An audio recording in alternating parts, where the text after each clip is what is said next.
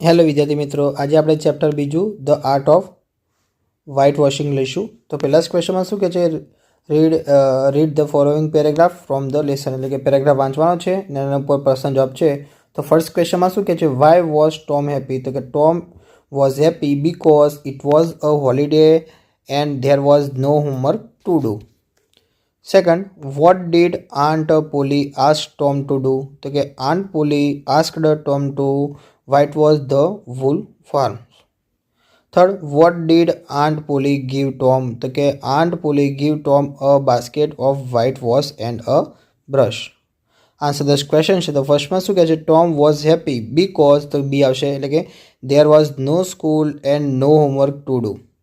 Second, there was no school because તો કે it was Saturday a holiday. Third, who was Polly? તો કે A આવશે, એટલે કે Tom's aunt. Fourth, Aunt Polly asked Tom to, તો કે ડી આવશે, એટલે કે whitewash the fence. Fifth, Aunt Polly gave Tom, તો બી આવશે, એટલે કે the bucket of whitewash and a brush. Question 2 paragraph છે, એમાં આન્સર ધીસ ક્વેશ્ચન લઈશું. તો ફર્સ્ટમાં શું કહે છે, વાય વોઝ ટોમ સેડ? તો કે the Tom was sad because the whole fence was big and he had to do a lot of whitewash. Second, what did Ben have in his hand? So Ben had an apple in his hand. Answer this question. So first માં શું કહે છે, what did Ben have in his hand? તો કે she આવશે, એટલે કે an apple. Second, Tom was sad because તો કે a, એટલે કે the fence was big and there was a lot of whitewash આવશે. પછી 3 લઈશું, એટલે which word means bright? તો ડી, એટલે કે brilliant આવશે. For Tom was blank wheel working, તો એ, એટલે કે silent આવશે. 5th લઈશું કે Tom's mouth watered when he saw, તો કે she, એટલે કે an apple in Ben's hand આવશે. થર્ડ પેરેગ્રાફ છે, એમાં પહેલા ક્વેશ્ચન શું કે, Y did Ben say work even on the holiday? તો કે Ben said is because he wanted to make fun on Tom. Answer this question. તો ફર્સ્ટમાં શું કહે છે, who wanted to make fun of Tom? તો કે સી આવશે, એટલે કે Ben. Second, work even on holiday? તો કે હુ શેડ ધીસ? તો કે ડી આવશે, એટલે કે Ben. Third, what do you call work? Who said this? તો કે એ આવશે, એટલે કે ટોમ. What delights means? તો કે બી, એટલે કે gives joy આવશે. ફોર્થ પેરેગ્રાફ છે, એમાં પહેલા ક્વેશ્ચનમાં શું કહે છે, who was getting interested in whitewashing? તો કે Ben was getting interested in whitewashing. Answer the question છે. તો પહેલો ફર્સ્ટ લઈશું, તો શું કે may I whitewash a little? Who said this? તો કે બી, એટલે કે બેન આવશે. Second, Tom worked like? તો કે એ આવશે, એટલે કે an artist. Third, Ben was getting? તો કે સી આવશે, એટલે ઇન્ટરેસ્ટેડ આવશે. 5 પેરેગ્રાફ છે, એમાં ફર્સ્ટ ક્વેશ્ચનમાં શું કે who was particular about the fence? તો કે aunt Polly was particular about the fence. Answer this question છે. તો ફર્સ્ટમાં આવશે Aunt Polly is very particular about the fence. Who said this? તો કે સી આવશે, એટલે કે ટોમ. સેકન્ડ છે, ટોમ લુકડ ટુ બી? તો કે એ, એટલે કે કાઇન્ડ આવશે. Third, she will kill me. Who said this? તો કે ડી, એટલે કે ટોમ આવશે. થર્ડ પેરેગ્રાફ છે, એમાં ફર્સ્ટ ક્વેશ્ચનમાં શું કે what did Ben give Tom? તો કે Ben gave Tom the whole apple. Second છે, Ben was whitewashing the fence. What did Tom do? તો કે Tom sat down happily in the shade of a tree and ate an apple આવશે. Answer the question છે. ફર્સ્ટમાં શું કે બેન worked? તો કે એ આવશે, એટલે કે ઇન ધ હોટસન. સેકન્ડ છે, એટલે કે વોટ ડીડ બેન ઓફર ટોમ? તો કે બી આવશે, એટલે કે વૂલ એપલ. થર્ડ આવશે, એટલે કે વેર ડીડ ટોમ સીટ? તો કે ડી, એટલે કે in the shade of a tree. Fourth, I will be very careful. Who said this? તો કે બી, એટલે કે બેન આવશે.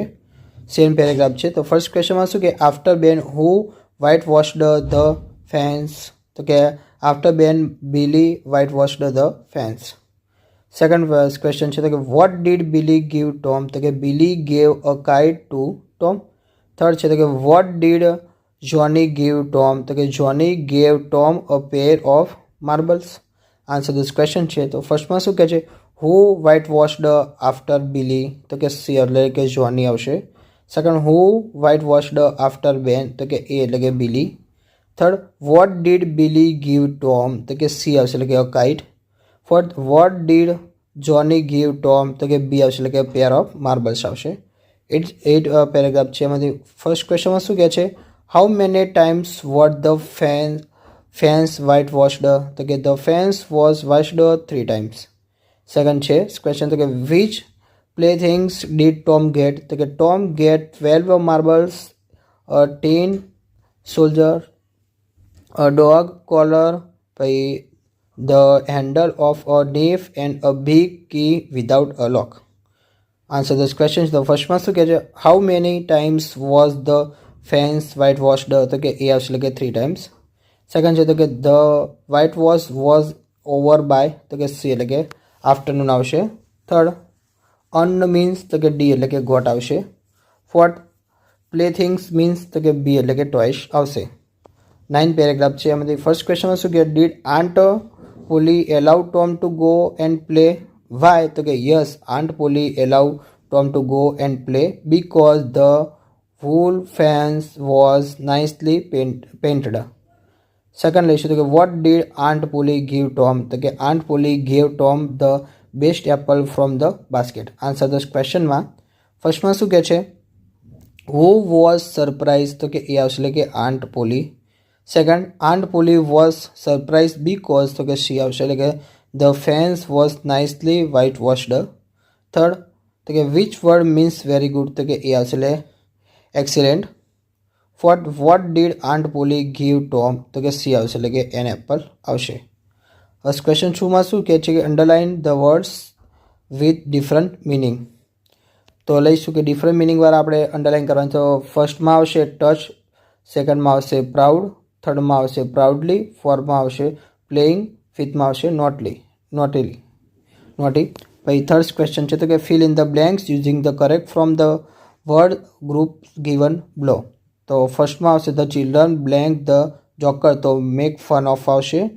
સેકન્ડમાં Kamal was lying to his father, તો he blank for his mistake, તો કે પે અ પ્રાઇઝ આવશે. Third, will I blank to talk to principal, તો કે ગેટ અ ચાન્સ આવશે. Fourth, all the students blank as soon as they came to school they finished the work on time, તો કે set to work આવશે. Fifth લઈશું, when I show my friend it blank that he head given his books to me, તો કે come to my mind આવશે. વિદ્યાર્થી મિત્રો, તમને મારા વિડીયો ગમ્યા હોય તો ચેનલને લાઇક, શેર અને સબસ્ક્રાઈબ કરવાનું ભૂલતા નહીં.